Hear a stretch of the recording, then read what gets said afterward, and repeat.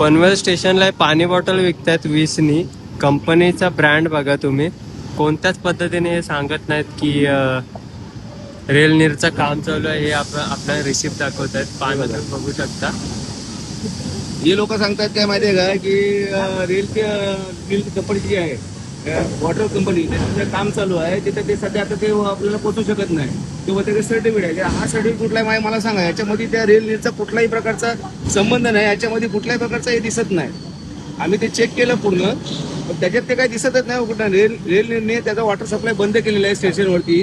म्हणजे ऑर्डिनरी कंपनीच्या बॉटल कशा इथे शिफ्ट होतात तो. सामान्य माणसाची फसवणूक होते इथे. कुठल्याही पद्धतीने रेल नीरचं हे नाही इथे. 20-20 रुपयाने पाणी बॉटल विकतात आणि आपली रेल नीरची आहे ती 15नी आहे. डेटच नाही. हा पाणी आपण कुठल्या पद्धतीने प्यायचा सुरक्षित आहे की नाही ते कसं समजणार आपल्याला.